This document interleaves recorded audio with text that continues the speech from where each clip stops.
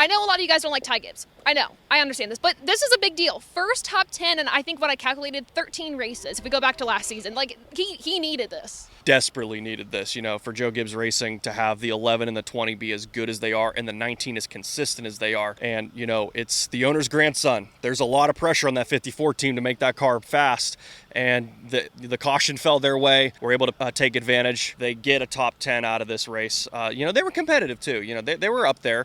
The Monster Energy Camry was good. Obviously nowhere near the 20, the 19, and the 11. But, it takes time. And this is a work in progress for that team, and they will take this top 10 all day long. And I do think that was momentum built from last week's performance at Martinsville. Obviously, he had a great performance, but unfortunately his Toyota teammate took him out of a top 10. So I would consider this redemption for that team for sure.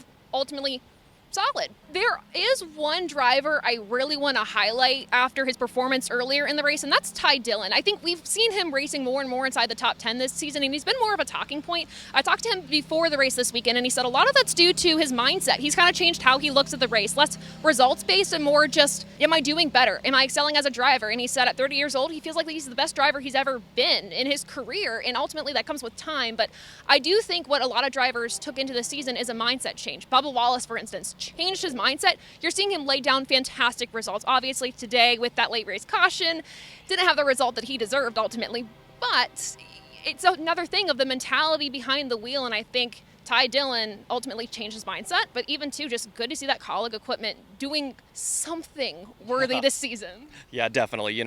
Ty Dillon had a really good car this weekend for Colleague standards, of course. Yes. And it's a work in progress for that team. They're still building their way up. I just feel like once we switch to the next gen car, they've just been behind the 8 ball. And, I feel like that's been for a lot of these teams. Obviously, it's made the competition very equal, but there's still a lot of teams that are doing a lot of growth and development on this race car. And Colleague, unfortunately, was one of those teams where they just can't get the balance right. But, really cool to see Ty have a good run, have decent runs throughout. I think about Phoenix immediately, man. If they had that extra set of reds, they were going to win that race, and that's just incredible. But, really cool to see him have a good run, especially in the paint scheme that he had, throwing back to Patty Moyes, and to see how excited she was about the car. Just so cool. And then even cool to see Seabest, the sponsor, go back to the Beaver Street Fisheries sponsorship. That was really cool to be as iconic and as perfect as possible to the original. So a lot of positives to take away from that team.